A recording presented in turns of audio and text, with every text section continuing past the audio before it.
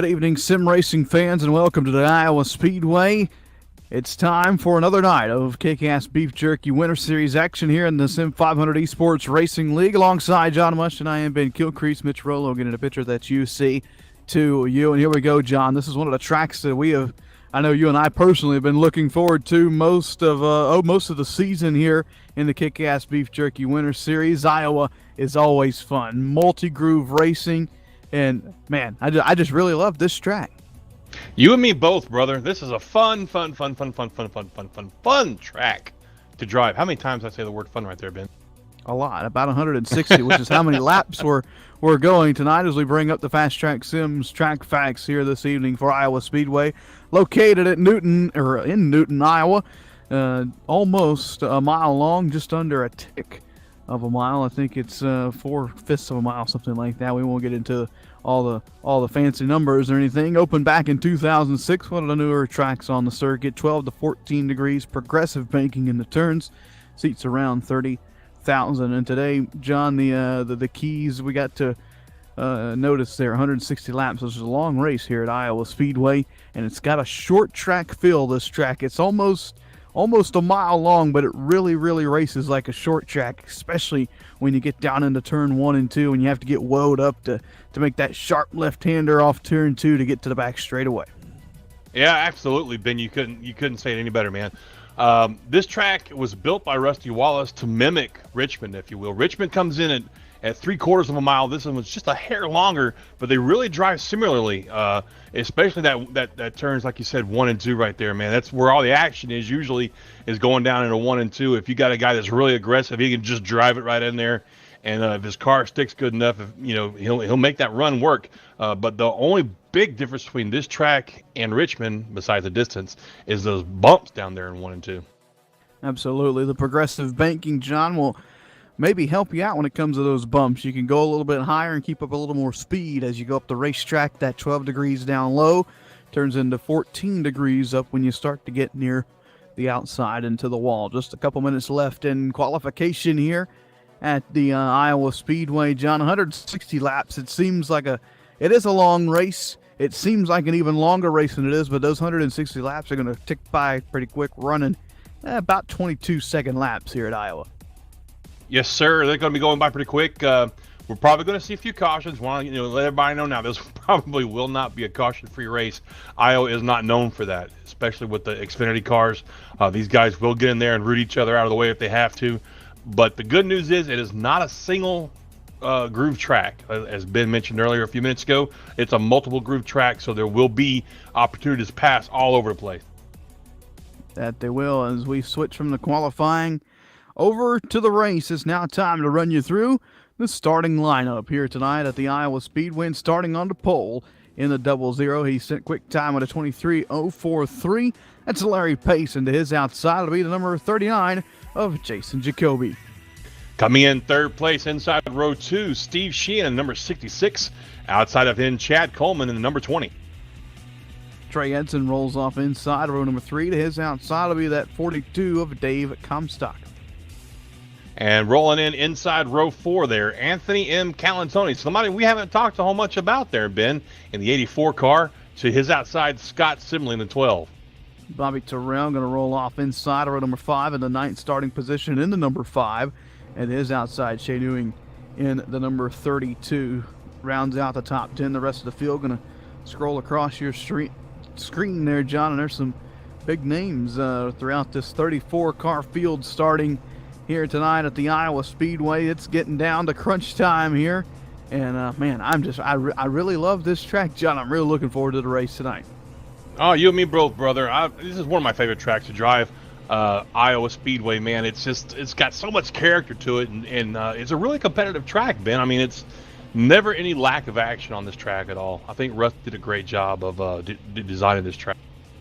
He certainly did. Let's take a look at tonight's look at the car, powered by Interstate batteries. We're running Toyota, Ford, and Chevrolets tonight, in Camry, Mustang, and Camaros respectively. 650 horsepower in these vehicles, 4-speed manual transmissions. Steel bodywork with 110-inch wheelbase, weighing in at just over 3,600 pounds. That seems like a lot of weight to be throwing around in the corners here, John, but you know, they'll react well when it comes to the bumper. These cars aren't as light as some of the short track cars we're accustomed to seeing, and that allows you to kind of lean on each other a little bit better. That's right. And I tell you what, you got tires on here with a 12-inch patch hitting the ground, so they'll definitely stick and go where you want them to for a little while. And then after a few laps, Ben, when those tires wear out, that's when the fun starts and these cars start slipping and sliding all over the place. That they are just a couple moments away, actually, from dropping the green flag here at Iowa Speedway, as Larry Pace and Jason Jacoby going to lead us to that green flag.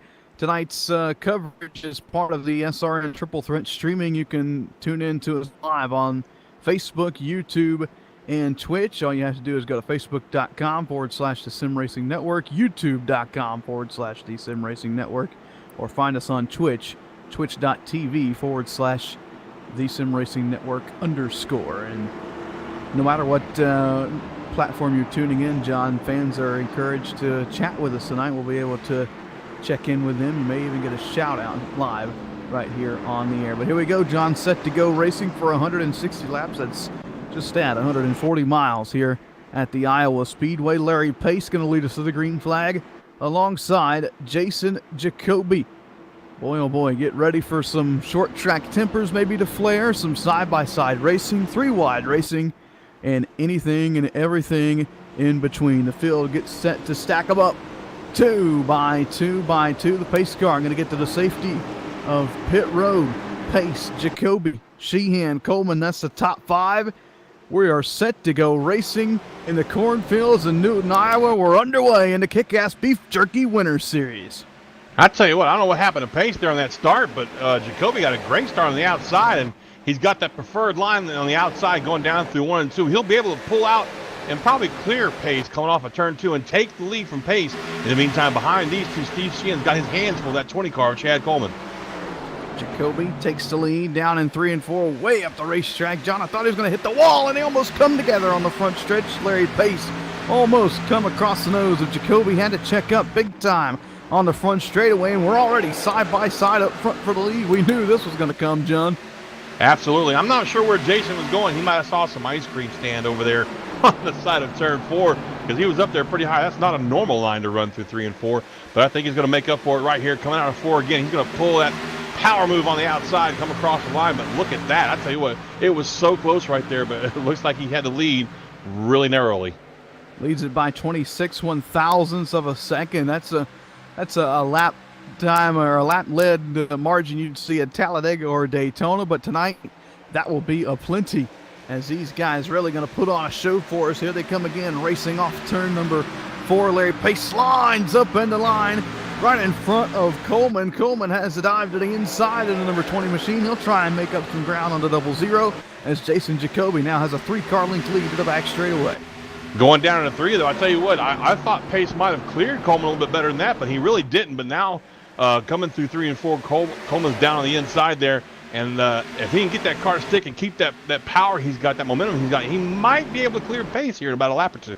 Looks like some right front damage already on that number 20 machine, John. That's not a good way to start tonight. You see the rear bumper also a little caved in on the 20 machine. That come from the initial start where things kind of got bottled up on the start there, and he got rear-ended by David Comstock, and Comstock a little bit of damage to the front end of his car from that contact as well. So a little bit of bumpers already flared out early in the going as we work lap number 6, and here comes Larry Pace, a challenge for the lead on the back straightaway. Man, he drew right up on the backside of Jacoby there coming off that turn with a power move down to the inside, but I'm not sure if he's going to be able to pull it off there. Ben, the outside is definitely the preferred groove here, and like you see right there, Jacoby's going to keep that momentum going through there and keep the lead. But you touched on it, damage to the fenders and whatnot. You know what? Bumpers, schmumpers, fenders, schmenders. We don't need those on a short track, my friend. There's no aerodynamics here.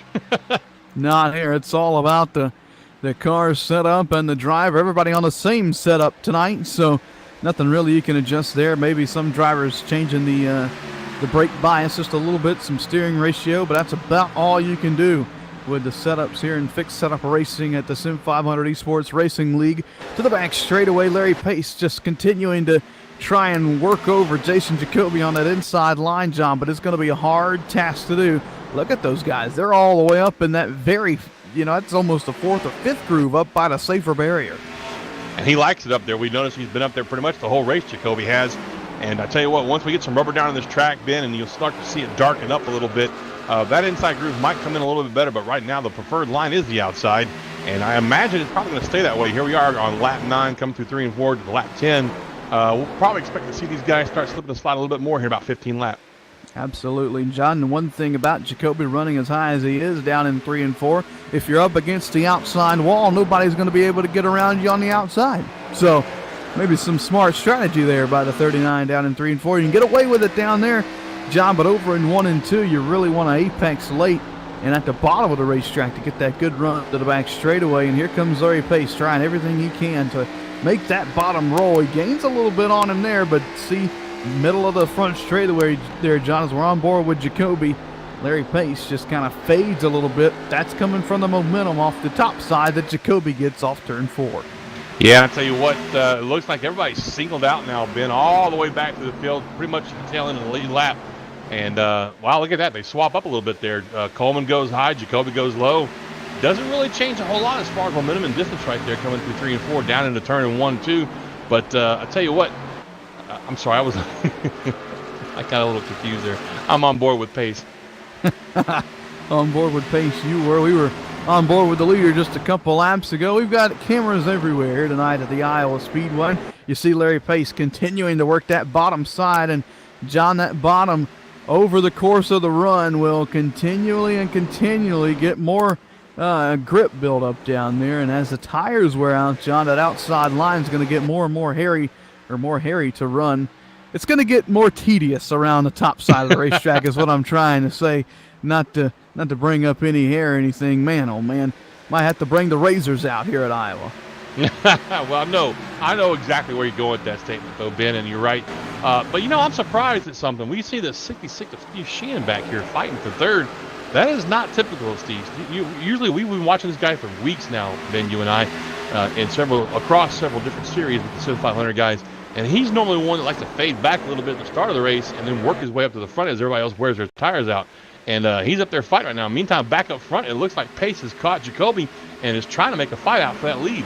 Still doing everything he can to work that bottom side of the racetrack. John, a big mover so far. Anthony DeBarro up 5 positions. He started 12th and is up to 7th in that number 27. Looking for more as he closes up to the bumper of Trey Edson. Some good racing going on back here in the about the 8th or so position, just inside the top 10. Boy, did the 84 there get really close to the wall. That was Calantoni off turn number 4. He's battling side by side with that RacingVids.com number 88 of Brandon Bowie. I'll tell you what, those guys are really duking it out right there. You can hit the wall a little bit, scrape it a little bit if you want to, but don't slam into it because you'll wind up screwing your car up here at Iowa. Those safer barriers aren't quite as safe as some of the bigger ones we've got. I've seen some guys hit that wall, Ben, pretty doggone hard, and it just stops the car in its tracks. Oh, we got a caution. Caution out for the first time of the night. Looks like Ryan Cole-Wilson, one of those involved in the 0-5, putting us under caution for the first time, and it was, oh man, just looks like an innocent bystander. There's a 25 of Chambliss right in front of him. Got a real big push off of turn number 4 and just slides up the racetrack and into the 0-5, making contact. A couple other cars getting involved. Lockhart in the 6 goes for a spin down through the grass, and the 05 goes around. Doesn't look like a lot of damage on the Cole or on the Wilson machine, but nonetheless going to slow us down though for the first time here at Iowa Speedway. You watch the replay there. Just a couple cars there, John, at the back of the field going for the same piece of real estate over in turn number 4, and it gets real tight heading off of 4 there to the front stretch. Yeah, that's unfortunate. I'm guessing probably the spotter didn't let him know that he wasn't clear right there. Something we didn't see that I guess didn't bring the caution out was the lap before that, the 13 and the 15. Dwayne Vincent there, and the Nick Silver got into a huge accident coming down through the grass, and because of that, Vincent's now out of the race. He has retired his vehicle. Wow, and yeah, I'm watching on our replay up here in the press box. Vincent went up and over, almost up and over the inside pit wall there, and I guess that they were far enough off the racing surface not to trigger a yellow flag here on the iRacing service, but nonetheless, next lap we have our first caution of the race. Brian Wortman going to stay out to try and lead a lap, and Brandon Bowie, John, going to play some strategy on pit road. He'll take 2 tires to try and get some track position early on here at Iowa. That's a brave move right there, but we'll see how it works out for him. I mean, it could be a good move too, Ben. I'm going to be completely honest with you. I've never gotten a long enough green flag run at this track in any car to play tire strategy. So we'll see how it works out for him. It's only been 18 laps on these tires, so it couldn't be too bad. I mean, he did take 2 fresh ones on that right side. And as we all know as racers, taking 2 tires is what I'm trying to say, usually helps that car turn a little bit, better in the corners, sometimes a little too well. Absolutely. As we're under caution for the first time here tonight at Iowa Speedway, founded in the early 1950s, Kickass Beef Snacks Inc. has proudly been providing the Midwest United States with a variety of beef snacks. Currently found in 20 states, Kickass is continually expanding and heading nationwide. Get Kickass delivered to your door with free shipping available. Visit kickassbeefjerky.com. Kickass Beef Jerky, it's just that good. And we're snacking on some Kickass Beef Jerky up here in the booth tonight. We are enjoying some. Well, you you are. the wonderful people at Iowa Speedway had some jerky snacks out to the side there, and I may have grabbed all the beef sticks. If any of our fans out there want to donate some Kick-Ass jerky to me and Ben, get with us after the race. We'll be glad to send you an address to ship it to. I live so far down south. We don't have beef jerky down here, Ben. You know what we have? Probably gator jerky. I was gonna say that's right, man. Gator jerky. That's right. If you haven't had gator jerky, you haven't lived yet, man. I think our producer's about to shoot me, Ben. Yeah, man. I don't know what he's on about. Gator jerky, some amazing stuff. It really is. Well, we're about to see if we can't go back racing in corn country here. I don't think any corn jerky is going to be harmed in the production of this film, and maybe something for the vegans out there. We got to stay across the board here. So if corn jerky's your thing, have at it. Brandon Bowie, though, 2 tires up against the whole rest of the field, basically, on 4. Jacoby to his outside, the first one on 4 tires. They'll stack them up 2 by 2 by 2. It's the first restart of the night on lap number 21. Just under 140 laps to go at Iowa. We're back racing. Oh, it looks like Bowie shenaniganed everybody right there in the start, man. He slowed them all down a lot and then took off, and that gives him quite a good gap going down through 1 and 2 on Jacoby in that 39. In the meantime, behind these 2, they're scrambling back there for 3rd and 4th. It looks like the 66 of Steve Sheehan had a little bit of trouble on the restart there, Ben. And he did, and he's still trying to get going. Looks like in the 66 there is Anthony DeBarro, and that 27, John, is up to 4th after starting 12th up 8 spots in 23 laps. Not too shabby for the number 27, and he's looking for more down the back straightaway.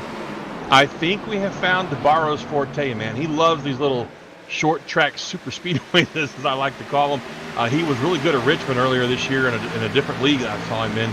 He loves these little tracks, man. He's really good at them, knows how to pace himself good, knows where to find the holes and work his way down.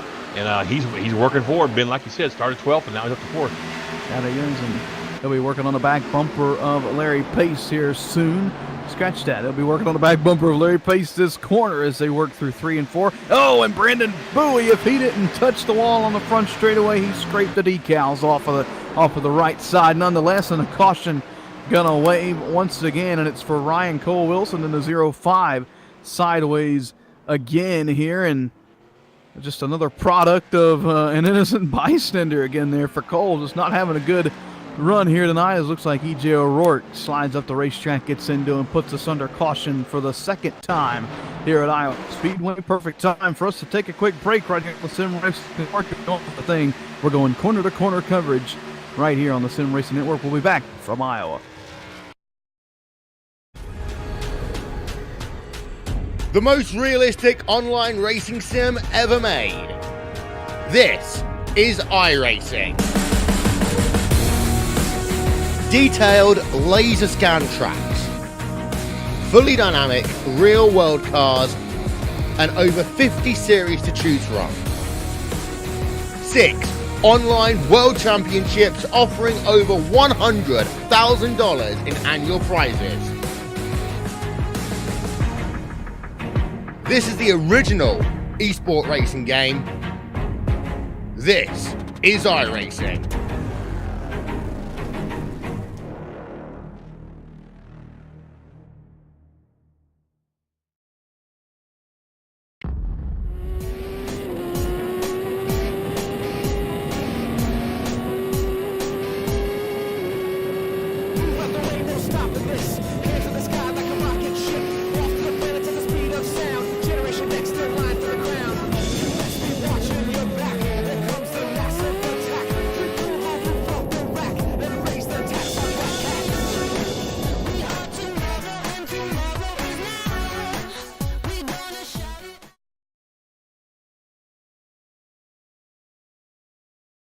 All right, Watson, let's analyze the chemicals in this cigarette smoke.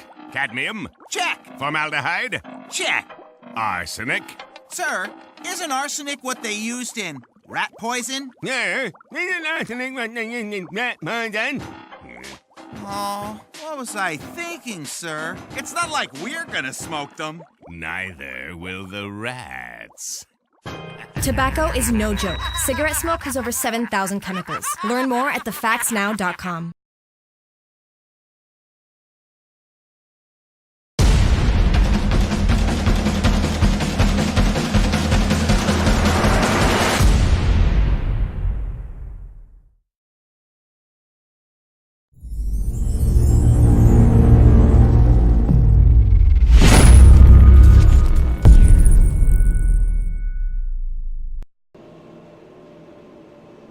Welcome back to Iowa Speedway. It's the Kickass Beef Jerky Winter Series right here live on the Sim Racing Network.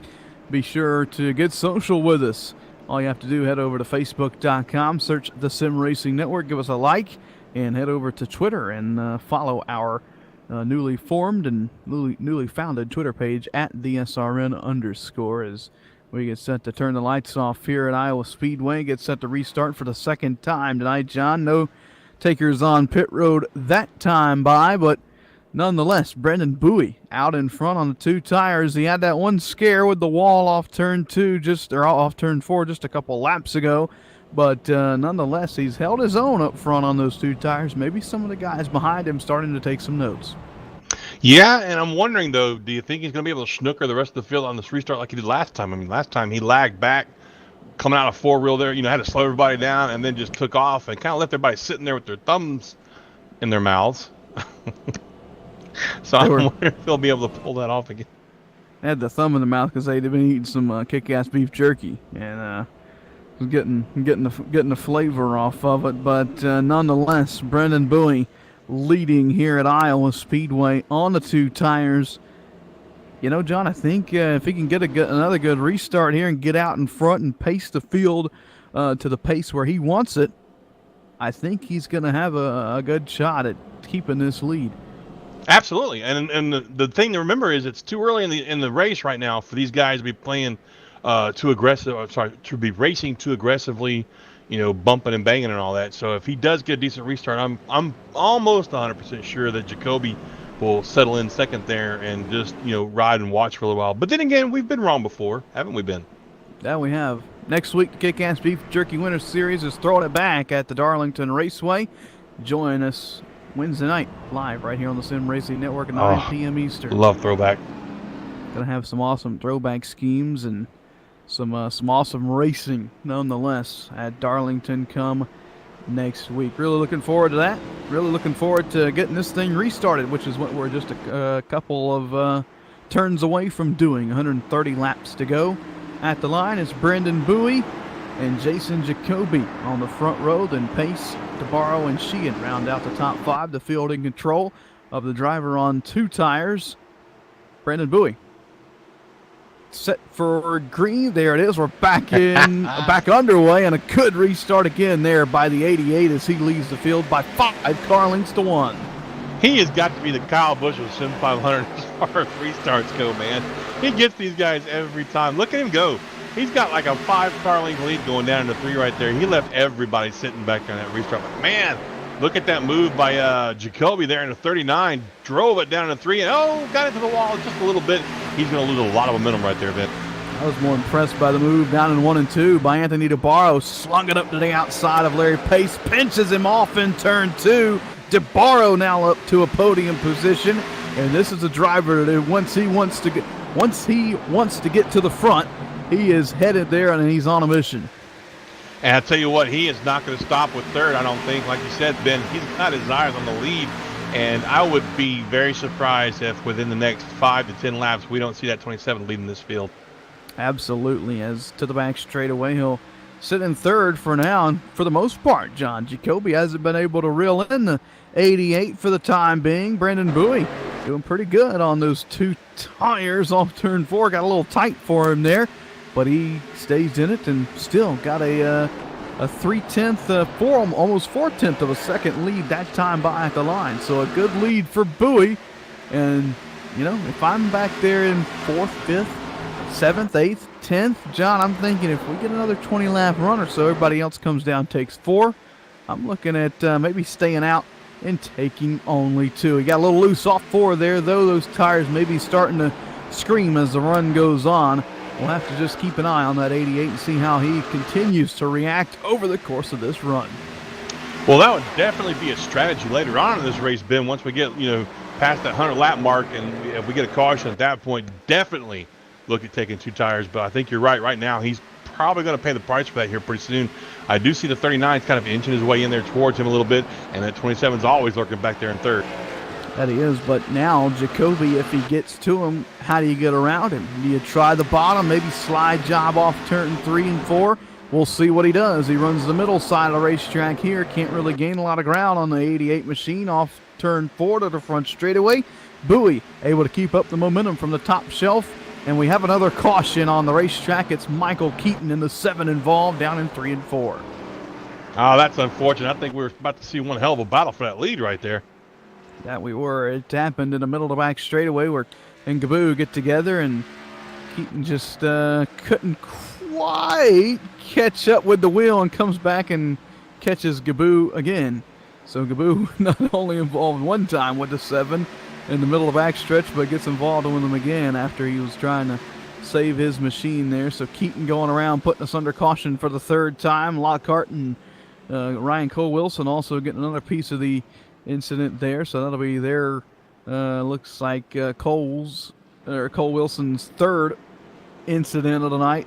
Lockhart's 2nd incident of the night. So, man, a lot of these guys back here in the back of the pack not having the run that they wanted here at Iowa. And, that has short track feel all over it, John, as we slowly progress our way into this race.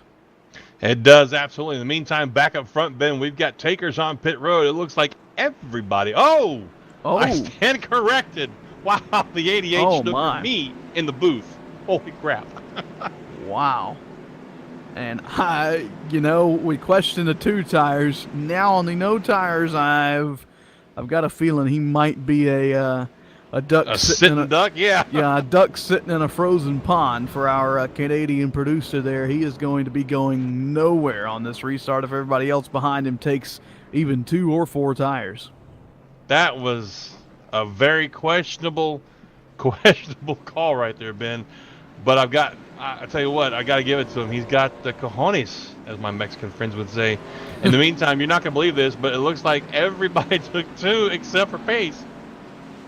Yeah, so, wow, a lot of Oh, strategy there, and Pace is going to come out. You know, he may be outside of the top 10 here, John. It's going to take us a minute to re-rack and restack everybody. A couple of drivers staying out there. Looks like they'll head to pit road this time by. That was Creighton and Wortman. But, wow, one driver staying out. That's Brandon Bowie. Many drivers coming in and only taking 2 under this third caution of the night. I'm at a loss for words. I'm not at a loss for words, been more like just lost. I mean, it's like you were talking about it. Like everybody was like, oh, hey, well, if he took 2, maybe we should try that. But literally everybody but Pace did that, it looked like. I mean, I saw Pace take 4, and while he's taking 4, like maybe 15 cars passed him up, it looked like. That's crazy. Pace will restart this race 9th after coming in. Okay, well, not I 15 believe cars. 4th. It just Close to felt like it, 15, I guess. Yeah. I'm sure sitting in that cockpit is like, oh my God, the whole field just passed me up. Yeah, the whole field going by me, man. But still a lot of positions lost there. For Pace, let's take a look at the top 10 as they sit right now. Brendan Bowie leads the race. He'll be not only on old tires, but he has not taken left side tires since the drop of the green flag. That's been about 40 laps now, 30 or so. Those have been under green. Jason Jacoby will restart 2nd. 3rd will be Anthony DeBarro. Steve Sheehan going to restart 4th. 5th to Chad Coleman. Shane Ewing will restart 6th. Timothy Johnson, haven't mentioned that name in quite a while. He's up from 15th all the way to 7th. 8th will be Trey Edson. Larry Pace 9th. And Anthony Calantoni will restart 10th. And look at these names outside the top 10, John. Dave Comstock has dropped back. Chad Cole, he started back in 23rd. He's worked his way up to 18th. Mike Kelly has worked his way up to 13th. John, he started 26th tonight in that number 2. That's a pretty good move right there. I'm looking at some lap times here, Ben, from practice, and it looks like Bowie did a lot of long runs in practice, so maybe he has an idea of what his tires will do. So maybe that's why he's gambling like he is right now. Practice makes perfect. We'll see if it pays off in the long run. 120 laps to go. 119 at the line to be exact. Pace car set to head to pit road. There he goes. Field in control of that 88. We're back racing here at Iowa, and another good restart by the 88 as he leads us down into turn number 1. A good restart for Anthony DeBarro as well. He's up to 2nd now. Yes, sir. He slid right up there in front of Jason Jacoby on those 2 tires. And tell you what, the Jacoby's having none of it. He's all over the bumper. He put the bumper. Yes, he did. That's Jacoby for you. We call that kid Mr. Excitement for a reason. He wants that 2nd spot back. Oh, and they're dooring each other on the straightaway. Maybe Jacoby didn't like what DeBarro didn't like what Jacoby did. Now DeBarro gets back into Jacoby off turn 2. They ran up on Bowie so quick they didn't know what to do. Bowie, like we said, a sitting duck in a frozen pond now as Jacoby trying to slide him off of turn number 4. He does, and Jacoby back to the lead. Bowie back down to the inside of the 88, a crossover down into turn number 1. Not going to be able to hold anything, though, down there on the bottom. It really helps DeBarro. He gets to run to the back straightaway. He'll get to the outside. He almost tags the wall, does he, as he races to the outside of that number 88. Challenging now for the 2nd position. Here comes Sheehan in the 66. Boy, things are getting interesting. Look, mid-pack, John, they're 3 wide back there. They are, and Sheehan thought about taking it 3 wide right there and 3 and 4 just now. In the meantime, behind them, back there in about 7th spot, it looks like the 32 of Shane Ewing. He got a little loose there and bottled everybody up, so now he's got company with Pace down there on the inside, and on his bumper, he's got that 84 of Anthony M. Calantoni again. There you have it, Pace. Remember, he's on the 4 fresh tires. He's made up quite a bit of ground, 3 positions since the restart, and he is not slowing down anytime soon, but he may have no choice to as he works to the back straightaway. Up front, though, here comes DeBarro. He puts the bumper to Jacoby. He sends him sideways into turn 3. Jacoby up the racetrack. DeBarro back to the inside, and they're side by side at the line. Jacoby fights back on the outside down into turn number 1. They'll go door to door for the lead. There is no love lost between these two, apparently, and I tell you what, they're not cutting each other any slack on that track. Jacoby pulls the move on the outside, gets the power coming down the backstretch down into 3 and 4. But look at that, another bumper. Another bumper from DeBarro. What a race these guys are putting on. Sheehan says, go ahead, just put each other in a safer barrier. I'll drive by and make this thing a Sunday drive for me. Down into turn 1. DeBarro all over the bumper. Almost tags him again in the center of 1 and 2 to the back straightaway. Jacoby, DeBarro putting on a hell of a show here in the Kickass Speed Jerky Winter Series. Another bumper from the 27 to the 39, and here comes Sheehan with 3 wide for the lead. I'm telling you right now, these two are going to wind up taking each other out if they're not careful here, and Sheehan's in the catbird seat if they do. He's waiting for him to make that mistake, and I don't think it's going to be very long before he has a chance to pounce on him. Boy, if I'm Sheehan, I'm going to lay off for a couple That's laps right. here, John. I'm going to let them sort themselves out for the first time in 3 and 4 and a couple laps. DeBarro did not apply the bumper to the 39. He tried. So, yeah, he was all over him, didn't quite get to him. That time it was Jacoby again at the line. He's led a good portion of this race. DeBarro from 12th up to 2nd, looking to grab the lead. These two have been at it ever since the restart. Jacoby got into DeBarro down in 3 and 4 on the restart. They toured each other on the straightaway, and it has been on since then. These guys duking it out, putting on a heck of a show for us here tonight in the Kickass Beef Jerky Winter Series. I can't help but wonder if maybe DeBarro's crew chief is screaming in his ear right now, calm down, damn it, we got a long way to go. I mean, and they do. We're only on lap 51 of 160, so he's got to calm down a little bit, gather himself in, and try to make this pass without beating the hell out of his car. In the meantime, behind them, Sheehan in 3rd place, he's like, should I get back up in there and try and take these spots again or not? You know, we're just under 30 laps away from halfway, not even to the halfway point, John, and these guys are going at it like it's the last lap here at Iowa Speedway. Sheehan is closing in on that 27. We'll watch for him to make a challenge for the 3rd spot here coming up in the next couple of laps or so.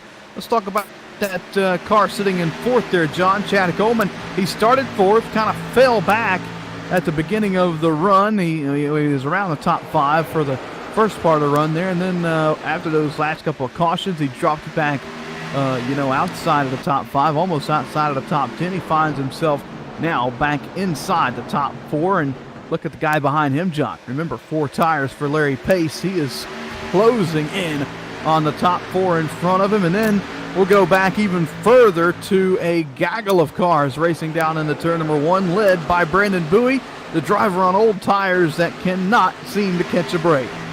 Yeah, I was going to touch on that just a minute ago there. Ben Bowie is slipping back. He's all the way back to 10th from the restart where he led. So he definitely kind of made a mistake there, I would have to say, on that choice of not to pit. And he, like you said, he's got a gaggle of cars just roaring behind him, trying to take that spot away from him. He's got to be real careful here and choose his battles wisely. My goodness. I would definitely let these guys just go on by, to be honest with you. I wouldn't try and fight for any spots right here. He's got to know he's the weak horse on the track right now. Absolutely, boy. This race has got us all tongue twisted, and Bowie going to tag the wall off turn 4 there as he's challenging with his teammate down in the turn number 1 and 2. Comstock and Bowie go side by side. That's for the 10th position. They're side by side behind him as well. There was some 3 wide action in this battle just a couple laps ago. That's why we kind of jumped back here to focus on it. Back up front, Larry Pace challenging Chad Coleman. We'll look down on that battle from the Sim Racing Network drone here at Iowa. I'll tell you what, that's an exciting fight right there, because Pace has those fresh new tires. Coleman only has 2 of those fresh new tires. I think Pace is going to go ahead and take that spot away. So move Larry Pace up to 3rd, Coleman back to 4th, and guess what? That means Pace has his sights set on that 3rd place spot of Steve Sheehan. I don't even know what I'm saying anymore, Ben. They run tail to nose off of turn number 4. I know Chad Coleman will thank me for that reference. Tail to nose, just like the top 3 are off of turn number 2. They do have a little bit of distance between them. About 4 car lengths separate Jacoby to DeBarro and DeBarro to Sheehan down in 3 and 4. Look at the different lines there, John. It's just amazing to see. Jacoby's up by the safer barrier. DeBarro's in the middle of the track, and Sheehan's all the way down against the yellow line. And they each stay about the same length away from each other at the start-finish line. Now down here in 1 and 2, Jacoby, Sheehan go low. DeBarro tries the middle line. I love the multi-groove racing. That's why we love Iowa so much, Ben. We touched on that at the pre-race show. So many grooves to race on here. So many competitive grooves to race on here. And as the race goes on, it just gets better.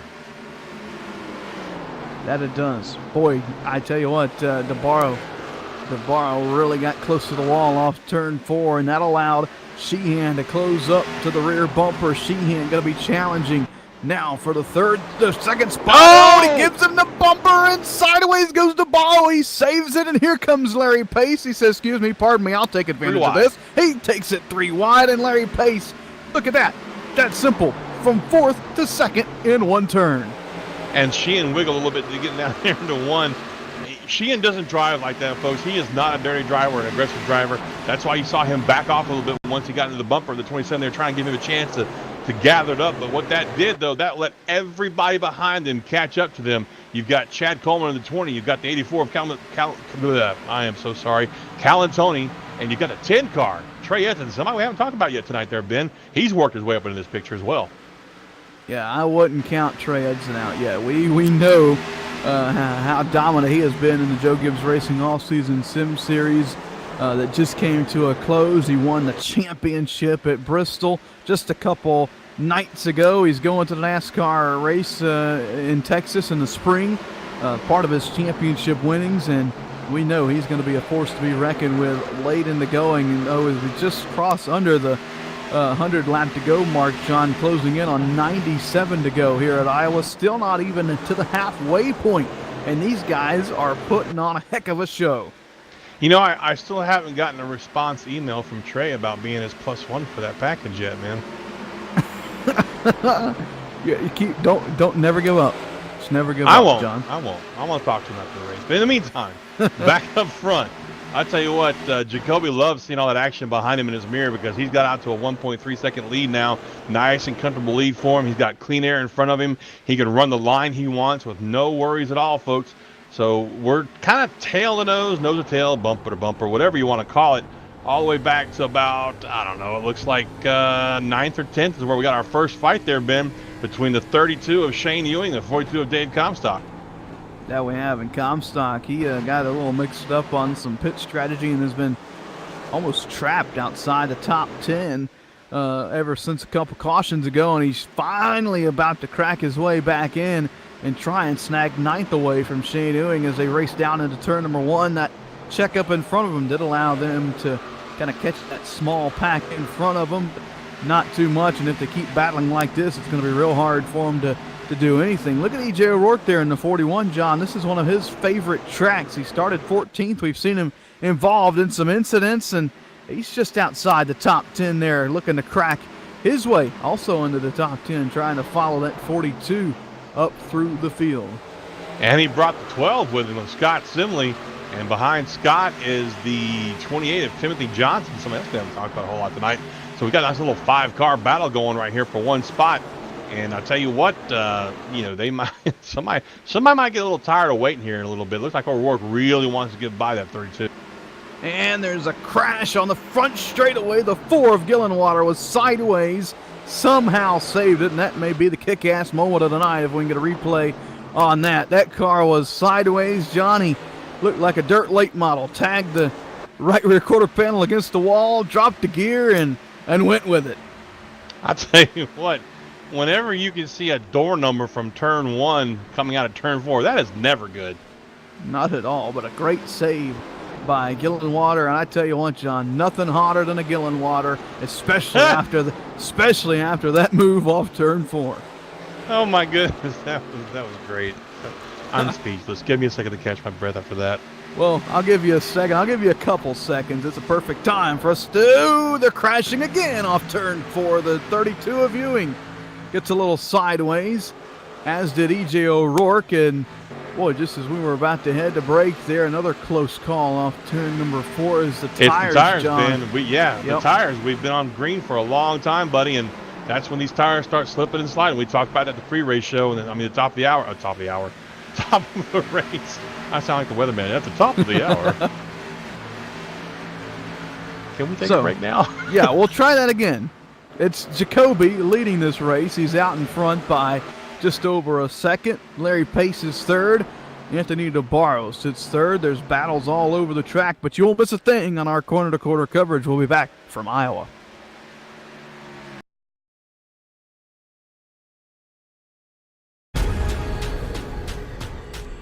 The most realistic online racing sim ever made. This is iRacing. Detailed laser scan tracks, fully dynamic real world cars, and over 50 series to choose from. 6 online world championships offering over $100,000 in annual prizes. This is the original esport racing game. This is iRacing.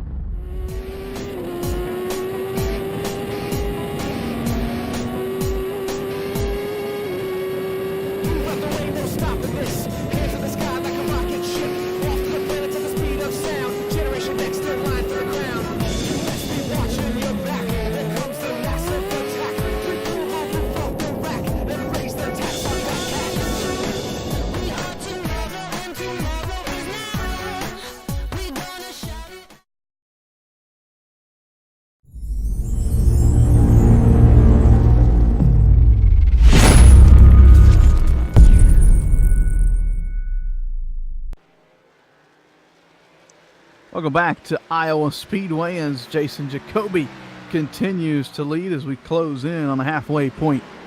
Here in this one, man, oh man, it has been an exciting one for sure. Larry Pace has knocked about 2/10 while we were under break off of that lead, and back behind them, the challenge is heating up for that third spot. Steve Sheehan looking to the inside of Anthony DeBarro. That'll be a battle for the final podium position. Look at DeBarro way up the racetrack. Sheehan down low. Can he slide him off turn 4? Oh, just enough room there, and DeBarro almost gives him a shot down into turn 1.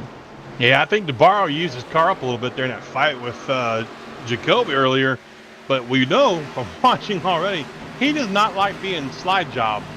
Is that how you say it? Slide jobbed? I think the proper way is he doesn't like to be slid. Yeah, there you go. That's how we say it on the dirt side. Yeah, that's right. He does not appreciate it. Either way you say it, we saw that earlier. Unfortunately, though, he doesn't have enough car left to do anything about it. Sheehan takes that spot away from him. So we'll move Steve Sheehan up to third, DeBarro back to fourth. But behind those two, we got quite a little battle between Chad Coleman and Trey Edson for fifth and sixth. Yeah, we mentioned Trey Edson. He qualified fifth. Another one of those drivers. Oh, and he's in the wall just as we talk about him. How about that for the announcer's curse? Heavy damage. Heavy damage. Yeah, a lot of damage to the right side of the 10. So we'll see if that affects the handling of that machine. Back just a little bit behind them. I was talking about Edson working his way through the field. He started fifth, and Johnny got kind of hung out there under a couple of those cautions, dropped back almost outside the top 10, and he starts to work his way back to the front, but that damage may kind of hinder him. Mike Kelly from 26th up to 7th, the big mover of the night. Wow. He is really doing some work there in that number 2. Well, we've seen this time and again, though, Ben. We've got a lot of guys in this crowd at Sim500 that make the best of long runs. They really treat their car good on the start, and this 47 folks that you see creeping into your screen here, he's a lap down or two, but he's also got fresh tires. Just came out of the pits not too long ago, so you'll see him zipping by these guys. But back to what I was saying, Ben, a lot of these guys are very good at saving their car, saving their stuff, and being there at the end of these long runs. And as we saw earlier, some of these guys were using their car up pretty quick there, battling with each other. That they were, and tell you what, one driver doesn't look like he's used his car up any. Is that one out in front? Jason Jacoby still leads by now over a second. He's gaining again on Larry Pace. He opened up 1/10 of a second that time by, and just out on a Sunday drive here in Newton, Iowa, working the top down in 3 and 4. He goes to the middle there. When you're out in front like that, John, you can kind of search all over the racetrack. It really doesn't matter. Yeah, we've talked about that a few times before, Ben, on these shows. When you're out front, the track's yours. You can see where your braking points are, see where your entry points are, throttle, brake, all that stuff. So you don't have to worry about it. You can search around, like you just said, for the best way to get in and out of a turn. And as your tires wear down and that changes, we got a caution on the track again there, Ben. Caution on the racetrack, and it looks like it'll be Gillenwater and the 4 involved in this one. And, well, that time he's not able to save it on the front straightaway. Gets the wall and has some contact there from, looks like Nelson Rivera in the 22. Nothing Rivera could do right there. Just had a car pop up in his windshield out of nowhere, and Gillenwater goes around. Yeah, that's the result of old tires strictly right there, Ben. I mean, we were at that point in the race. These guys have been out for a while, and, those tires were getting pretty doggone old. So, people start slipping and sliding, and that's what we're seeing right here now. That time he's been not out able to since save it on the lap, front straightaway. 40, Gets the wall and has some contact.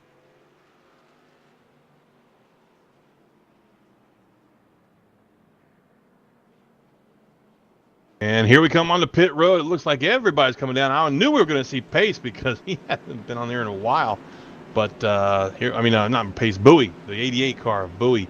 He'll duck down there. We got everybody on pit road right now.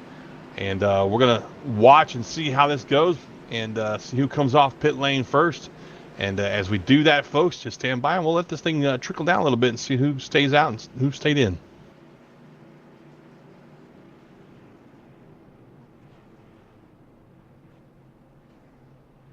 So we'll see here, John. It looks, I think at this moment of the race, everybody's going to take 4, and if you take 2, you may be in for a rude awakening. Looks like it'll be Jacoby, Pace, Sheehan, Barrow, and Edson. That's the race off of pit road. pretty much the same as when they came in. We'll let everything shake itself around, and we'll head to corner-to-corner coverage. We'll be back just in time for Green Flag Kickass Jerky Winter Series right here live on the Sim Racing Network.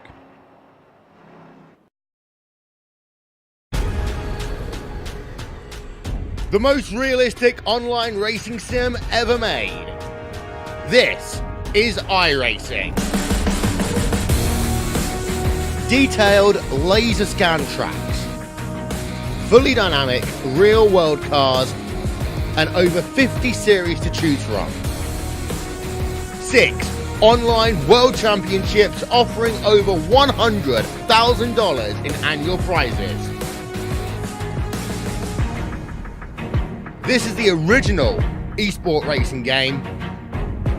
This is iRacing.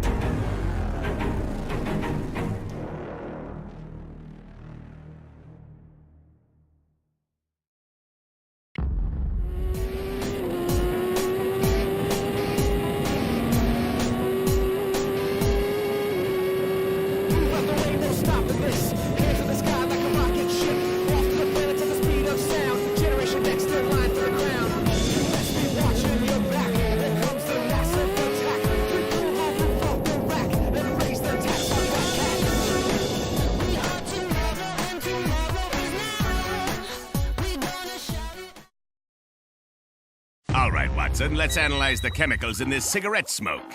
Cadmium? Check. Formaldehyde? Check. Arsenic? Sir, isn't arsenic what they used in rat poison? Yeah, isn't arsenic what they use in rat poison? Oh, what was I thinking, sir? It's not like we're gonna smoke them. Neither will the rats. Tobacco is no joke. Cigarette smoke has over 7,000 chemicals. Learn more at thefactsnow.com.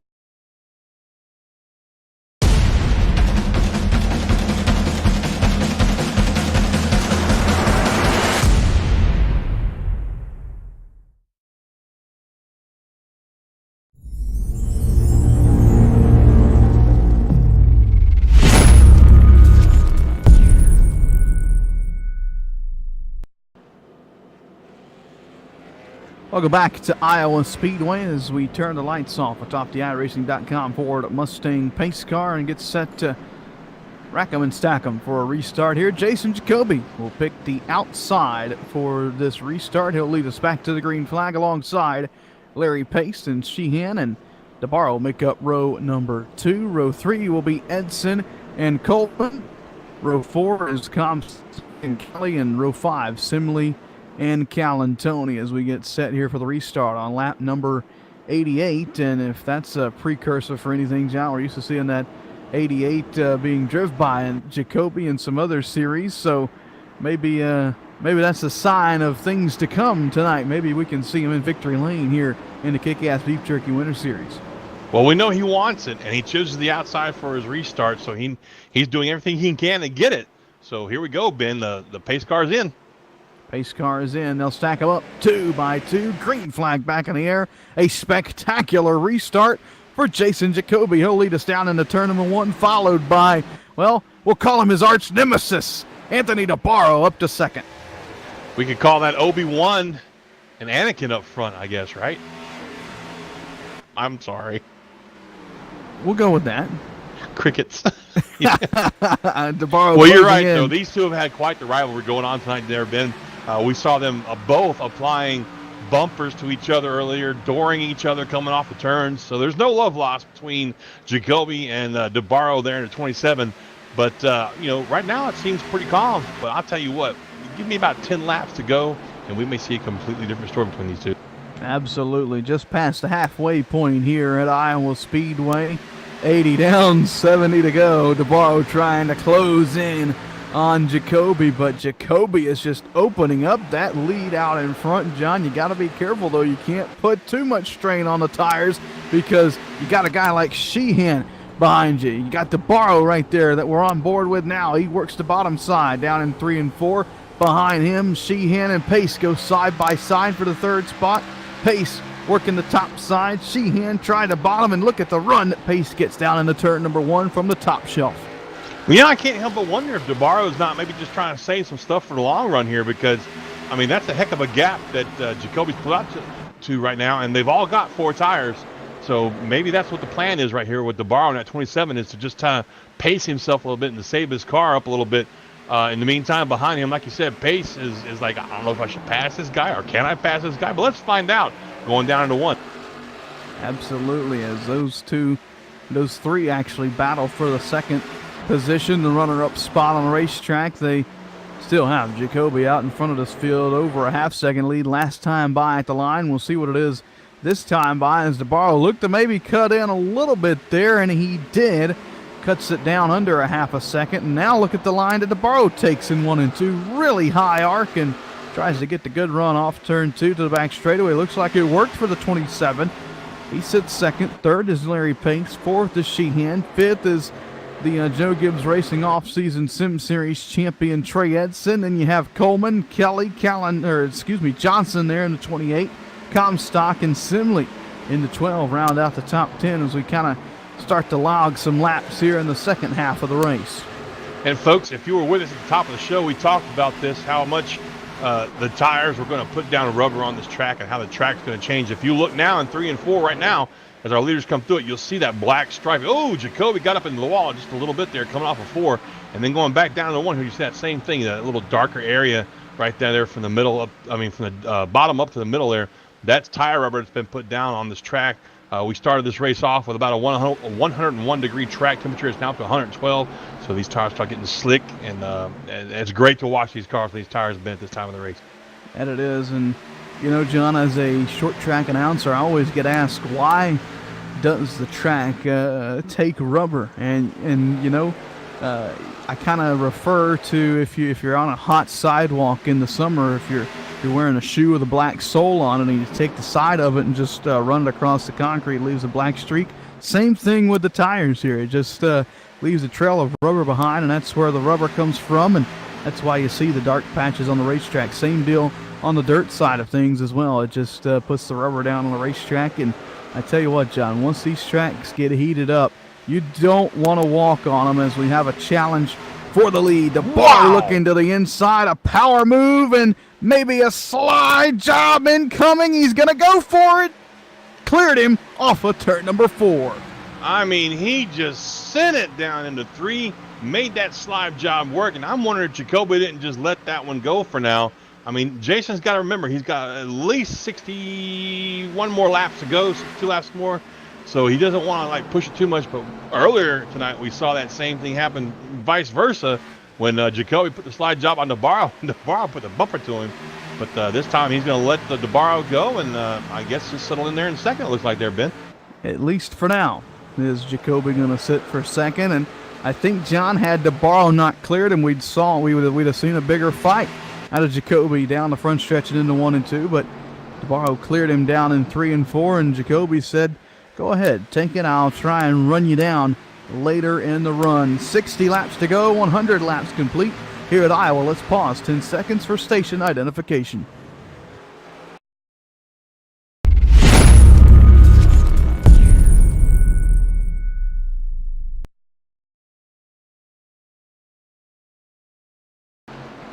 Welcome back to Iowa Speedway and the Sim Racing Network, and boy, do we have a race shaping up as Jacoby almost gets the wall. Pace loses some momentum, and Steve Sheehan there, the Gray Shark, sends it down into turn number 1. My, oh my, did he hit the NOS button? I'm saying that's what it looked like, man. He just shot that thing down into 1. Looked like he had about a 20-mile-per-hour difference between himself and Jacoby there. And I'm not sure what's going on with Jason Jacoby there, Ben. He's I wouldn't say he's losing ground to the leader, but he's definitely not making any ground up. He's just kind of like hanging there, it looks like. Could be trying to save his stuff for a long run, but you know, as the run goes on, John, statistically tonight we haven't got that long of a run. The longest run we've got is about 40 laps, and we'd have to go, you know, 80 plus or 70 plus rather, for this run to go all the way to the checkered, if that's what Jacoby's banking on. We'll just have to wait to see over the next couple of laps. You mentioned it though to me, John, under the brake there, Jaws in the 66. He's got the car painted gray. We like to call him the Shark here on the Sim Racing Network. Steve Sheehan closing in on Jacoby for that second position. Steve Sheehan is a master, and I'm not even joking when I say that, folks, of saving his stuff on these cars, saving his tires, saving the car itself for the long runs, and being there at the end. We have seen him do it. Sometimes he drops back to the mid-pack, and then next thing you know, after about 50, 60 laps on track, boom, he's picking them off one by one. So let's keep our eyes on this 66 tonight there, Ben. Absolutely, and he continues to close in on Jason Jacoby. We thank you for tuning in with us right here live on the Sim Racing Network. You're watching the Kickass Beef Jerky Winter Series at the Sim500 Esports Racing League. To stay up to date with us at the Sim Racing Network, find us on the web. Visit us at thesimracingnetwork.com. Like us on Facebook at facebook.com/The Sim Racing Network. Subscribe to us on YouTube, youtube.com/The Sim Racing Network. And be sure to turn on notifications so you can be notified whenever we go live. And back up front here as we close in on the 50 lap to go mark of this one, Jacoby is starting to reel back in that number 27. So maybe he was saving some stuff here for the latter part of this run, John. Still not, I wouldn't consider it the latter part of this run, maybe the middle part of this run if it goes green the whole way, but nonetheless at 39, starting to cut some real estate back off between he and that 27. Yes, he is, but I'm going to be honest with you. If he doesn't, increase his pace just a little bit, I don't think lap traffic's going to help him out either. I don't think we're going to make it that far under green for lap traffic to play a part of this. So he's got to do something here to change this up and change the dynamic of this race if he wants to catch the 27 there. Speaking of lap traffic, let's talk about the field. 28 cars still on the lead lap here tonight, and 29 only one or less laps down, so only one car rather, one lap down. Chambliss and Keaton, both 8 laps down, scored 30th and 31st. So both those drivers have just recently pulled it behind the wall, and a couple other cars pulled it behind the wall out of the 35 cars starting field. Still 28 though cars on the lead lap, John. That's not a bad stat, and only one car on the racetrack is not on the lead lap. So 29 cars still out there, 28 of them still on the lead lap. And what I was getting at, John, is the furthest guy away from the leader is 11 seconds back. That's only a half a lap, and we're just about halfway through this run, almost halfway through this run. So you mentioned lap traffic. We may have a car here and there, but that just goes to show you the caliber of drivers and the stout field that we have here in Sim500 competition. The whole field is, on a track less than a mile, maybe not even 5 of them going to get lapped in a long 70 or so lap run. That's right. And let's take a look at tire wear real quick, Ben. These guys last pitted on lap, I believe it was 88. Yeah. Went to green lap 89.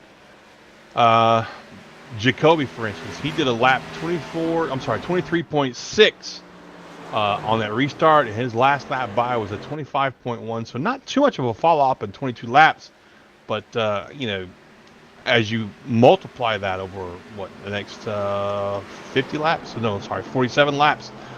We should see that drop off take a steep curve, and they'll start really slowing down if they continue to go green.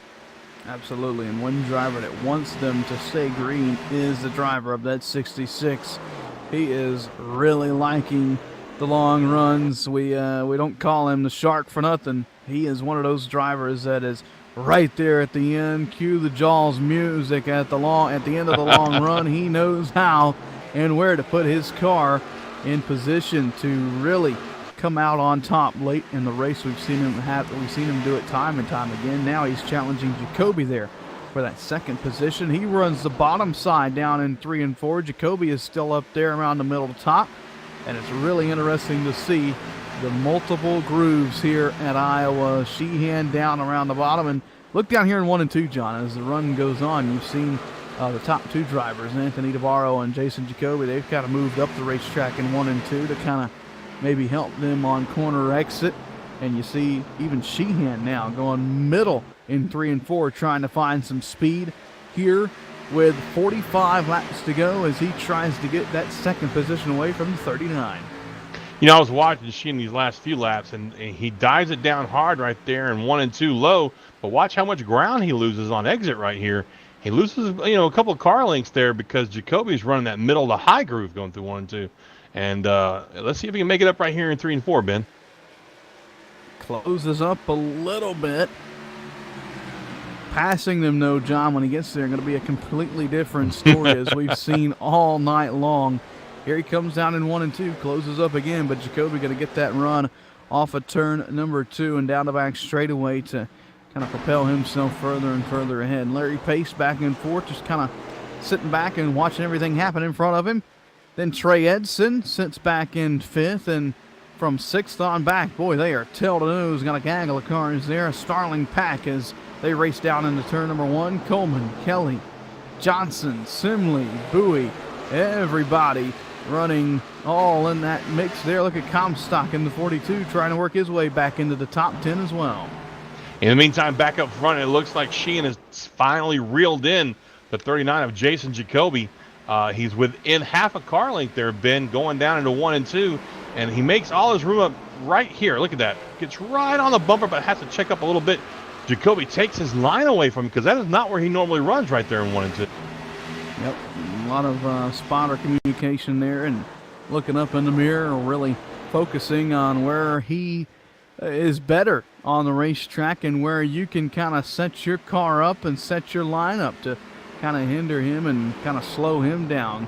Put him at a disadvantage. There you go again. Jacoby takes it all the way to the bottom side of the racetrack. Sheehan in the dirty air. He's right there on the bumper of Jacoby now. John, you got to wonder if that may be playing an effect on that 66 as well, not only with the air but with the judgment of the braking zones and the acceleration points, etc. Yep, we touched on that earlier in the show there, Ben. Did you see spark off machine right there? Yeah, maybe tagged the wall a little bit on the front stretch. Didn't slow him down, though. No, I was watching. He cut it to the right a little bit. But yeah, we touched on that earlier in the show. When you're behind somebody, especially when you get close to them, you have a very hard time seeing where your braking points are going into the turns, and that's definitely a distraction. I'm so amazed at Sheehan how smooth he is sometimes on this track. Absolutely, every track really when it comes to really, Sheehan yeah.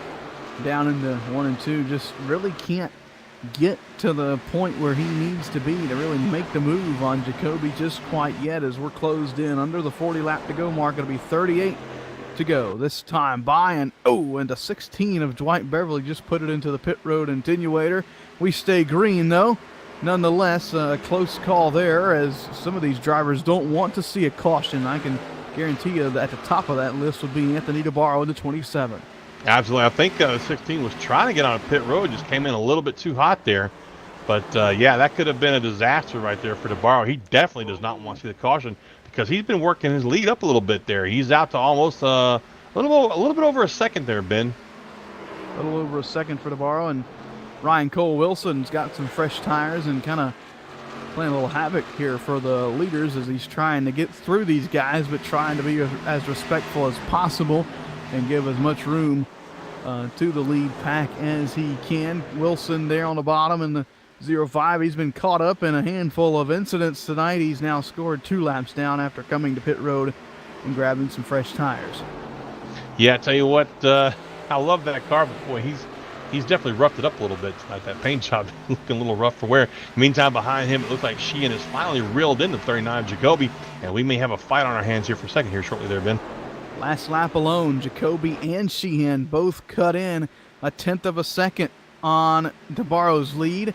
This time, just under a 1/2 a tenth. So these guys are slowly but surely starting to reel in the 27. DeBarro now having to deal with the lap traffic of Wilson there down in the 3 and 4. I'll be interested to see if Jacoby and Sheehan can reel him in. They're starting to close on him, John. You can visually see it now in 3 and 4. Yes, and while they're closing on, they're fighting with each other, which is impressive to say the least. I mean, usually when these two start, or when anybody behind somebody starts fighting for a position, that person in front of them will gain some space. But, I mean, these guys are both reeling in to borrow our leader and fighting for second right there. Yeah, it's really fun to see as we're on board with DeBarro looking out the back, and you're going to see these two guys getting closer and closer while duking it out for position. How about that? Last time by, Only 0.8. Oh, Sheehan, did he light him up down there in the turn one? He got a little sideways, got on the brakes, and great save by Sheehan. Loses a little bit of ground off turn two. We're at the point in the run where he's probably playing with his brake bias a little bit to help him turn, get in through these turns a little bit better. So he probably just lock it up a little bit there, but I guarantee you, give him about 2 more laps, we'll be right back up there in a 39's mirror. Absolutely, and give Jacoby a few more laps, and he may be in the mirror of the 27. DeBarro's got to be sweating right now. I don't know if he's just saving a little bit, maybe cooling his stuff down, or if he has used up every bit of a little bit of rubber he's got left on that 27. Closing in 31 laps to go here at Iowa. Sheehan almost tags the wall, gets loose again down the front stretch. He may be losing a little bit of ground, losing a little bit of tire on that 66. Boy, oh boy, this long run really starting to play with these drivers out front. Absolutely, it's wreaking havoc with these guys. Jacoby brushed the wall just a hair going down to the one right there earlier, about the same time that we saw Sheehan get loose. This is where we see the... Sorry to cut you off there, No, John. Randy Yoakum is around on the back straightaway. He's off the track surface, though, in the number 8. And it looks like we'll stay green. So a close call there, but Yoakum gets it going again, and we stay green. Man, oh man, a close call. Got these guys sweating up here at the front. I'm telling you, and I'm looking at the times here, and Jacoby is still cutting in. Well, no, I take that back. He lost a little bit of time that time to DeBarro, but man, these tires are got to be screaming by now. Absolutely, and it's really going to set us up for a shootout to the finish. It's going to be a good one. You don't want to miss anything. Just under 30 laps to go here at Iowa Speedway, and it is going to get good. The two front runners have already been duking it out earlier in this race. That was before halfway, where we saw them tagging the bumper of each other and dooring each other down the straightaways. It's been a great race between the two out front. It's been a great race between the two battling for second. Jacoby and Sheehan have been going at it pretty much all this run. Sheehan just can't quite find the piece he needs, and boy, Jacoby had 2 handfuls of the wheel off turn number 4 there. Sideways was at 39. Yes, sir. They've been at this for a while, and these tires been, and like we just said a minute ago, these tires are starting to slip and slide, and this is where the drivers who can do and the ones who won't. They'll slide in the back. But look at that run Sheehan got down there right in that turn, and pulls up, slides up on the back stretch right behind Jacoby. Front stretch. Jacoby's about to have his hands full again. Absolutely. And Sheehan, I think he may have a tick bit faster car than Jacoby. These two are starting to lose a little bit to DeBarro now, and Sheehan's saying, all right, you got to turn them on, or I'm going to turn them on for you. Sheehan to the bottom. Can he find enough grip down low to slide him off turn 4? He's going for it. Here comes the slide job, and he's got it complete down the front stretch. Jacoby doesn't pull back to the inside. He realizes that Sheehan has a slightly faster car than he does, and he'll let Sheehan take the runner-up spot. Now we'll see if that 66 has anything to run down the 27 out front. Well, he's got a little less than 25 laps to do it, and we'll see. In the meantime, behind these two, we've been so focused on Sheehan and Jacoby. Look who snuck into the picture here there, Ben. Mr. Pace in that 00. Larry Pace keeping a constant pace in the 0-0 as he works through 1 and 2 and closing in on the back bumper of Jacoby to the back straightaway. And, Pace is one of those guys who's also a very good long-run driver, and I wouldn't be surprised if he is able to make it up to the podium position, or to a podium position by the end of this thing. Front straightaway, Sheehan closes in a 10th that lap, John. He is reeling in the 27 of DeBarro. Yeah, we touched on this at the top of the show there, Ben. Sheehan's one of those guys that he just kind of hangs out for most of the race, but within 25 laps, we see him start picking them off one by one, making his moves, working his way to the front. That time by, he was 0.86. This time by, he has... Whoa, 2/10. Wow. And he's definitely pulling in DeBarro. DeBarro's got to be looking in his mirror and getting worried. You remember, John, at the beginning of this run, or one of the runs, Sheehan got into DeBarro, turned him sideways in front of the whole field. They lost a lot of ground to Jacoby. That was actually about midway through the race, or prior to midway through the race. So DeBarro's probably got that in his mind. DeBarro has had his fair share of run-ins with drivers, and I think all of it's starting to stack up, and he is remembering everything that's happened on the racetrack. I don't think he's going to let the 66 drive by when he gets there. I don't think he is either, but I don't think he's going to have much of a choice. But in the meantime, behind them, look at this. The 00 is reeled in the 39 of Jacoby. Pace is challenging for that third spot. So, Ben, we're going to have two fights on track here shortly, simultaneously, it looks like. There we are, and I don't know if my voice is going to be able to handle it. My tongue might get twisted, might get short on breath as Pace closes up to the 39, and Sheehan has virtually caught DeBarro for the lead. Those guys are going to be duking out. Jacoby trying to hold off the 00. Some great battles happening at the front of the field, and even further back behind them, some great battles going on for around the 6th position as well. I tell you what, I don't know where to look at on this track for the races, Ben.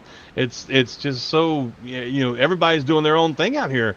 And, oh, wow, look at that. I tell you what, it looks like the 12 car of Scott Simley barely cleared that 28 car of Timothy Johnson just now. Really didn't clear him, but just barely missed him. And behind them, we got the 88 of Bowie, who was a challenger earlier in this race, but kind of made a bad decision on pit road there.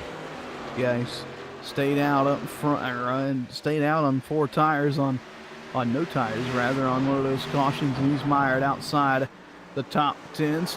Got one eye on the battle up front and another eye on the battle for second, and if we had a third eye, it'd be on the battle behind them, because here comes that number 42 of David Comstock. He's closed up to the bumper of Trey Edson. That'll be for 5th position. Edson goes way up the track. He's going to hit the safer barrier almost in 1 and 2. He lets the 42 get by. He caught those bumps pretty hard there. You could just see his car stalling out when it hit those bumps. That lets the 42 of Comstock by him.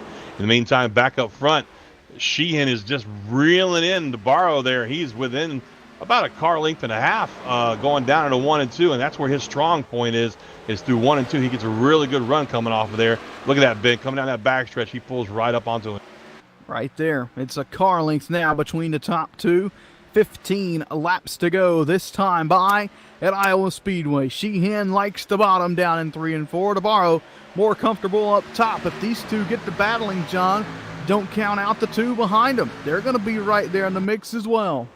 Oh, they're right there in striking distance, Ben. If anything goes wrong between DeBarro and Sheehan and they take each other out, Pace and Jacoby are right there to pounce. And we have not, it's not like we have seen the 2 leaders take each other out. Remember, John, the FEG series at Charlotte, Sheehan, Pedro Mejica take each other out. And I can't even remember who ended up winning that race, but pretty much lucked into it as the 2 leaders were going at it after a round of green flag pit stops. We haven't had green flag pit stops, and no crash on the racetrack, and the caution comes out. Brian Wertman in the 89 going to go around with help from the 05. Yeah, buddy. Same thing we've seen all race with poor Ryan, only this time he's on the giving end instead of the receiving end. Just ran out of room there, coming out of turn 4. His car washed up, got the 89 of Wertman, and that is going to slow our field down. Now, Ben, the question becomes who pits and who doesn't. Well, if you don't pit here, John, you're, we talked about a duck in a frozen pond. You're going to be a duck inside of a glacier if you don't pit this time by. So, just we now have to wonder if anybody's going to try a 2-tire pit stop. Let's see. They've been on track since lap 89. Yeah, a lot of laps on these tires. I think we'll see 4 on pretty much everybody, but you never know. Somebody mid-pack might be a little gutsy here on the ball. Might take 2 tires. If you have nothing to lose, like Chad Coleman. What about it? Scott Simley, maybe Brandon Bowie wants to get some of that track position back. Any one of these drivers can take 2 tires and get themselves back into position to maybe even win this race. We'll see what happens on pit road. We'll update you when we return. We'll go to corner, so you won't miss anything down on pit road. We'll be right back on the Sim Racing Network. The most realistic online racing sim ever made. This is iRacing. Detailed laser scan tracks, fully dynamic real world cars, and over 50 series to choose from. 6 online world championships offering over $100,000 in annual prizes. This is the original esport racing game. This is iRacing.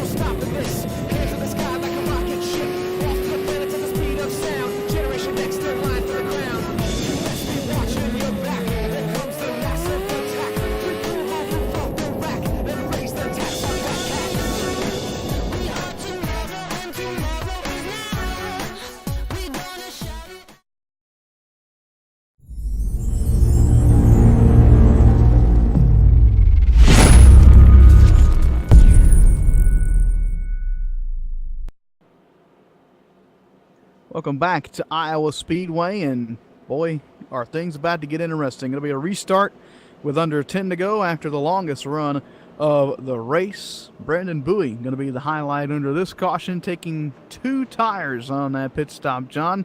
The only one in the field, I do believe, to do so. Very, very interesting, yes? I knew the interesting was coming out there. As let's see here, Brandon, we'll restack the field for you. It'll be Anthony DeBarro leading us back to the green flag. Steve Sheehan will restart second. Third will be Brandon Bowie. Jason Jacoby will be fourth. Fifth to Larry Pace. David Comstock will restart sixth. Trey Edson seventh. Eighth to Mike Kelly. Scott Simley ninth, and rounding out the top 10 going to be Bobby Terrell there in the number 5. Here we go, John. It's DeBarro, Sheehan front row. Second row is going to be the one to watch with Jacoby, who we know is good on the short runs, but also on that second row, the guy on 2 tires, Brandon Bowie. We'll have to see what he does on this restart. Who knows? He could spin the tires here on the start and jumble up everybody behind him. We'll just have to wait and see. It's going to be a game of cat and mouse really at the front of this field, I do believe, as we turn the lights off on the iRacing.com Ford Mustang pace car. We'll restart with 8 laps to go. So let me ask you a question, Ben. Okay, shoot. Do you think we'll see any bumpers applied here? Well, we saw the bumpers come out many times prior to the halfway point. I think under 10 to go, it's bumpers are definitely fair game. Yeah. Yeah. Well, I'm telling you, right now the guys in the outside line, with the exception of DeBarro, our leader, I think those guys have a benefit here. They don't have to worry about that 2-tire guy down there on the inside row. If the 88 of Bowie slips up and slides his tires where on this restart, that's going to jack up that whole inside line. We could see one crazy restart right here. Yeah, we could. We'll have to wait and see what happens, and it's coming up in just a couple seconds. Pace car going to get to the safety of pit road. They'll stack them up. DeBarro in the gas already. We're back underway. Well, yeah, he got a good restart right there, and I tell you what, the 88 got a decent restart. Bowie did, but right behind him, we got 3 wide, Ben. Oh, buddy. Oh, Jacoby doing everything he can to try and get through the middle. Didn't really make it work, and here comes Larry Pace down to the bottom side of the racetrack. He'll make it 3 wide there as well. Can Sheehan close in and catch DeBarro in the final 7 laps of this one? Oh, it's getting crazy back there. Edson got a little loose coming off of 4. He shakes it up a little bit there. In the meantime, up there, Jacoby dives down right in front of the 00 of Larry Pace, puts Comstock to the outside of Pace. So now we've got single file 1, 2, 3, but 4th, 5th, 6th, 7th, 8th on back. They're all double wide back there. It's a hornet's nest, as you like to call it, John, from 4th on back, and Sheehan doing everything he can to reel in Anthony DeBarro. He's closing in on him, but is he going to have enough time with 6 to go here at Iowa? He's down to a car length as they race off 2. I tell you what, this is where it's a nail biter, Ben. I couldn't call it either way. They've all got equal tires right now, so we know that's not going to be a factor. Basically, it's going to be who's going to be aggressive enough to get in there and maybe put a bumper to that guy to get that leader. Sheehan's not a dirty driver. He's not a crazy driver like that. So this will be kind of interesting to see. In the meantime, behind them, Jacoby sneaking into the picture right there. Oh, up front, Ooh. here comes Sheehan. He almost applied the bumper off, too. Got a real good run down the back straightaway. Sheehan in the 66 to the inside. Side by side, they go for the lead. Sheehan down low. DeBarro up high. DeBarro gets the hammer down a little bit earlier than Sheehan, but Sheehan's still right there on his quarter panel. They'll go back to single file racing into turn 1. 4 laps to go here at Iowa. Sheehan doing everything he can. I think Johnny's going to have to try and rely on a middle to the outside groove pass on the 27 if he wants to win this race. Yes, he does. You're absolutely right. But here's the problem. He's got the 39 sneaking in this picture right now. He's probably going to take his line away for that. We're going to have a 3-car fight here in the next probably lap or two.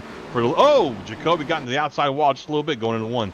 That he did, and Sheehan closes right back up to the bumper of DeBarro. Coming this time by, it'll be 2 laps to go here at Iowa, and we'll see if Sheehan has anything in the final closing laps for the 27. Off turn 4, Twin sticks at the flag stand. DeBarro almost got the wall. 2 to go at Iowa. 2 to go at Iowa. 2 to go at Iowa. I'm sorry, and it's still Sheehan in second, DeBarro in first, and Jacoby back there in third. He's lost a little bit of ground in the first and second, so we're going to see these two up front battle out. DeBarro in the 27, Sheehan in the 66, going down to 3 and 4. This time, Bobby, 1 to go, Ben. Here we go, off turn number 4, final lap here at Iowa Speedway, and Sheehan's really going to have to do some magic over in 1 and 2. He's real good at this part of the racetrack. He sends it in deep. He gets a good run through the center to the back straightaway. I don't think he's going to be within striking distance. He'll have to really send it deep into 3 through 3 and 4. Anthony DeBarro, a dominant performance in the latter part of the long run, and he'll go all the way to the checkered flag. DeBarro wins at Iowa. What a race. What a race. DeBarro in first, Sheehan second, and Mr. Excitement Jacoby back there in third. Had his hands full with that 42 of David Comstock, but in the end, it wasn't enough. Wasn't enough, but man, oh man, what a run from Anthony DeBarro.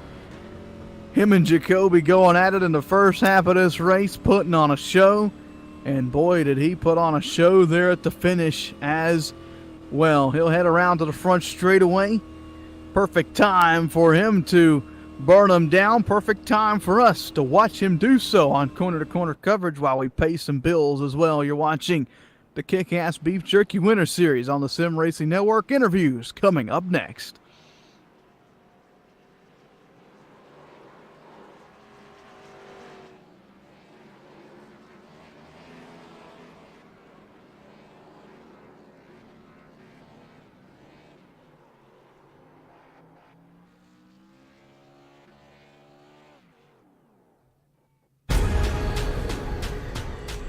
The most realistic online racing sim ever made.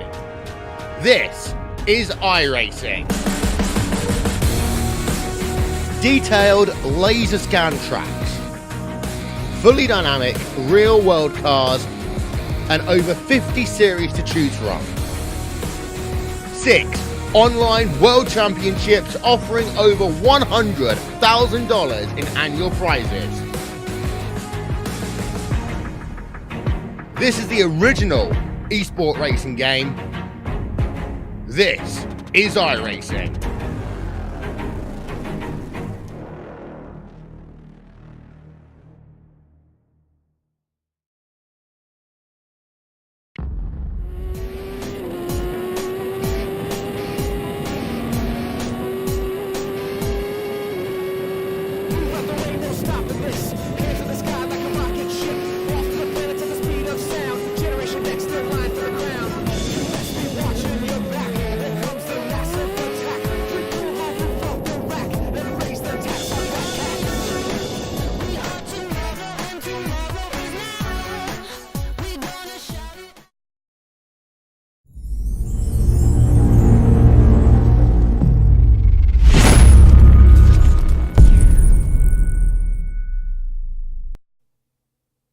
Welcome back to Iowa Speedway Live, right here on the Sim Racing Network. John Mushin has made his way down on the pit road, who is and is with the driver who who finished in the 3rd position after starting second tonight here. Johnny ended up leading 71 of the 160 laps. Let's see what Jason Jacoby has to say. I'll tell you what, Ben, you and I both tongue-tied after tonight's performance. You see what you've done to us, Jason, man, with this run between you and DeBarro all night long. Great run, my friend. Great run indeed. Congratulations on your third-place run.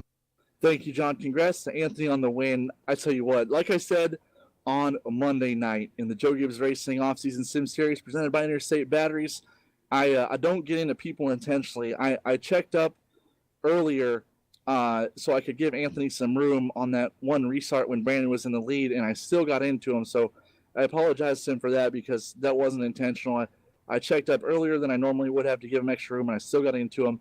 And it made for some really entertaining racing, I'm sure. That last run, before that last caution where we restarted with about 10 to go, I was saving my tires pretty well, and I picked up something from Steve Sheehan and David Comstock, and that's to save my tires more. And that's why you saw me hold the lead, especially that first run of the race, because I was saving tires. But that one before I eventually had to let Steve go because he was just saving them a lot better, I was in a good rhythm, and I messed up 3 and 4, and I kind of psyched myself out, and I just started hitting the marks wrong every time. So my run at catching Anthony, whereas I had saved my tires, kind of went away, and I tried to make a run at him again, and then Steve kept trying to get by me, and I eventually gave up and gave it to Steve because I didn't want to hold him up anymore. And my kind of hope was that they'd get to race in for the lead, which they almost did. And we were making up at 10th or so. And then the final caution came out with about 10 to go. And those guys were just a lot faster on the short run. I'm not sure if it's because I put it in the wall when I was missing my marks so much, but and got a little bit of damage. But, man, it was such a fun race. Thank you.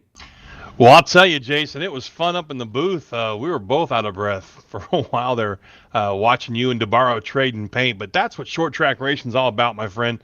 So do you have anybody you want to thank for this third-place run tonight? Yes, sir. Thank you to everyone watching, both on your guys' broadcast, also especially my stream viewers.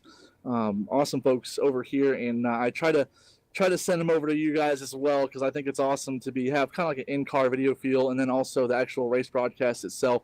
That's also, Ford Entertainment Group, the lowest prices on computers guaranteed, and Seat Time Racing School, Carbon Racing Solutions, and once again, you guys. And I know I'd like to next interview, if I get one, I'd like to take more time to thank my sponsors. But thank you guys for the time here, and I hope to see you guys next week for some throwback schemes at Darlington. Well, Jason, thank you for your time again. Congratulations on your third-place run. That, folks, was Mr. Excitement, Jason Jacoby, coming home in third. I'm going to go track down that second-place runner, Steve Sheehan. Sheehan started third in this race and worked his way all the way up to the second position. He was outside the top 5 for a good portion of it. Didn't put any laps on the leaderboard there, but nonetheless, a good runner-up spot for the driver who is now caught up with John Mushton. Well, I caught up with him only because he stopped mashing the gas so hard. How you doing, Steve? Hey, guys. What's going on? Man, I tell you what, I'm going to just start calling you Jaws from now on. It's cool with me. Whatever nickname you want. Well, man, you had a great run tonight. You never fell out of the top 10 that I'm aware of. Most of the time you spent in the top 5. You had a good fight for the lead there, but in the end it just didn't pay off a little bit. Why don't you talk to us about your run there? It was a decent run. I was pretty smooth all race. We got a couple quick yellows. I was hoping for at least one decent run in the race, and we got it, and I wasn't really able to do anything with it. So tried to get to Anthony as best I can there at the end, and he was too smooth. He held a good line, and couldn't really do anything with him. Well, I'll tell you what, man, you never disappoint as far as the excitement level goes. Ben and I were both flabbergasted, I think is the word the old timers use, calling this race tonight, watching you guys out there on track. Do you have anybody you want to thank for your second place run? As always, just you guys and Sim500.com, just as a whole. I like racing over here. Doesn't matter which series or which guys show up. It's a lot of the same guys, but just appreciative of the professionalism that's involved in running this thing from a broadcasting standpoint and administration standpoint. So thank you guys, and I'll be back next week, and hopefully hopefully get a win to lock myself in this chase for this series. So that's my big thing in this series is I really want that win. So, you know, I may not have a pretty big smile after second, but I'll take it.